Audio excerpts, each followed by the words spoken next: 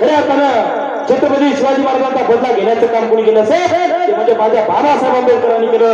हा बाबासाहेबांचा इतिहास आहे, हे समजून घेणं महत्वाचं आहे. अहो 350 मतं रायगडाच्या पायथ्याशी माझे बाबासाहेब आंबेडकर गेले. डोळ्यामध्ये बाबासाहेबांच्या आसूर आहे आणि बाबासाहेबांचा लक्ष समाधीकडे आहे. बाबासाहेब आंबेडकर छत्रपती शिवाजी महाराजांना म्हणायला लागतात, महाराज त्या 350 भटांनी तुमचा राज्याभिषेक नाकारला ना, त्या घटनेचा बदला घेण्यासाठी हा भीमराव या ठिकाणी आलेला आहे. खऱ्या अर्थानं मार्चच्या 14 तळ्याच्या पायथ्याशी बाबासाहेब आंबेडकर गेले ताई आणि मनुस्मृतीचं दहन केलं. अरे छत्रपती शिवाजी महाराजांचा बदला खऱ्या अर्थाने एका बहादराने पूर्ण केला. त्या मावळ्याचं नाव म्हणजे विश्वरत्न बोरी संतो डॉक्टर बाबासाहेब आंबेडकर.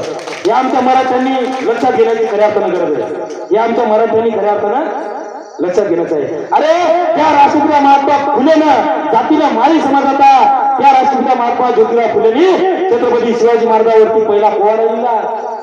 पहिला पोवाडा कुळवाडी भूषण पोवाडा खातो भोसल्याचा छत्रपती शिवाजी महाराजांचा पहिला पोवाडा गाणारे राष्ट्रपिता महात्मा ज्योतिराव फुले हे सुद्धा माळी समाजाचे आहेत. परंतु त्यांचे एकतेचे विचार होते, त्यांचे मानवतेचे विचार होते. आणि ताई हा जेव्हा महाराष्ट्रात सत्याग्रह करायचा होता, 14 तळ्याचा सत्याग्रह करायचा होता, मनुस्मृतीचं दहन करायचं होतं, बाबासाहेबांचे नारे कोणते होते नारे?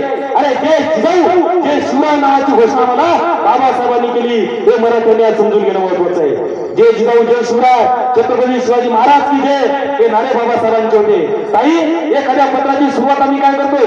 आदरणीय पूजनीय प्रेमिका वगैरे अमुक ढमुक अशी आम्ही पत्राची सुरुवात करतो. अरे बाबासाहेबांच्या आयुष्यातली प्रत्येक पत्राची सुरुवात काय होती? तर जय जिजाऊ आणि जय शिवराय हा नारा सुद्धा बाबासाहेबांनी दिला. आणि हे सर्व नारे हे सर्व विचार बाबासाहेबांनी आम्हाला दिले. म्हणून हे लोक एकमेकाच्या जातीचे नाही, यांनी एकमेकाला पाहिले सुद्धा नाही, परंतु खऱ्या अर्थानं या लोकांचा एकतेचा मानवतेचा विचार होता. आणि बाबासाहेबांनी तत्कालीन पत्रकाराने प्रश्न विचारला की बाबासाहेब आपण एवढी मोठी सुंदर राज्यघटना लिहिली, एवढी मोठी सुंदर घटना लिहिली, बाबासाहेब आपले आदर्श कोण होते? आपल्याला घटना लिहिताना फारसे त्रास काही झाला का? आणि बाबासाहेबांनी उत्तर द्यावं, मला अजिबात त्रास झालेला नाही, कारण माझ्यासमोर छत्रपती शिवाजी महाराजांचं स्वराज्य निर्माण होतं, म्हणून मी भारतीय राज्यघटना लिहू शकलो. असे शब्द कुणाचे आहेत? असे बाबासाहेबांचे शब्द आहे. परंतु आम्हाला काय वाटतं? आम्हाला फक्त बौद्धांनाच असं वाटतं की बाबासाहेब फक्त आमचेच आहेत. मराठ्यांना फक्त असं वाटतं की छत्रपती शिवाजी महाराज आमचेच आहेत. आणि ताई आम्ही महापुरुष वाटले, आम्ही याच्या जाती वाटल्या आणि आम्ही याचे रंगही वाटले. रंग कसे वाटले? मी जर म्हणलं निळा रंग कुणाचा, एखाद्या बौद्धाच्या मुलाने उठावाने सांगावं निळा रंग आमचा. मी म्हणलं भगवा रंग कुणाचा, एखाद्या मराठ्याच्या मुलाने उठावं आणि सांगावं भगवा रंग आमचा. हिरवा रंग कुणाचा, मुस्लिमाच्या पोराने उठावाने सांगावं हिरवा रंग आमचा. अरे अजिबात नाही. बाबासाहेबांनी निळ्या रंगाची निवड का केली? अरे आकाश निळा आहे आणि आकाश सर्वांना समानतेची वागणूक देतो, म्हणून बाबासाहेबांनी निळ्या रंगाची निवड केली. हा विचार केला. अरे भगवा रंग कुणाचा आहे? मराठ्यांचा? अजिबात नाही. भगवा रंग त्यागाचा आहे, भगवा रंग समर्पणाचा आहे, भगवा रंग प्रभू श्रीरामांचा आहे. आणि खऱ्या अर्थानं यासाठी भगव्या रंगाची निवड आहे. हिरवा रंग कुणाचा आहे? मुस्लिमांचा? अजिबात नाही.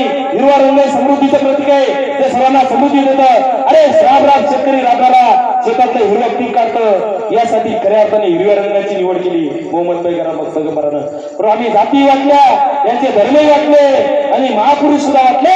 आणि खऱ्या अर्थानं आमची अधोगती जर काय झाली असायचे तर आम्ही जातीमध्ये विखुरले गेलेलो आहे. अरे जोपर्यंत बाबासाहेबांचा समानतेचा विचार आमच्या डोक्यामध्ये येणार नाही, राष्ट्रपिता महात्मा फुलेंचा मानवतेचा विचार आमच्या डोक्यामध्ये मस्तकामध्ये येणार नाही, तोपर्यंत आमची प्रगती होणार नाही. अरे धर्म म्हणजे काय? स्वामी विवेकानंद सुद्धा सांगायचे, there is only the one caste, the caste of humanity. There is only the one religion, the religion of love. There is only the one God, the God of omnipresent. खऱ्या अर्थानं हा विचार आम्हाला घेण्यासारखा नाही का? अरे सारे गुरुजी सुद्धा सांगायचे, काय सांगायचे? खरं तर एकच धर्म जगाला प्रेम अर्पावे, एवढा समर्पणाचा, एवढा समानतेचा विचार ज्या साने गुरुजींनी आम्हाला दिला.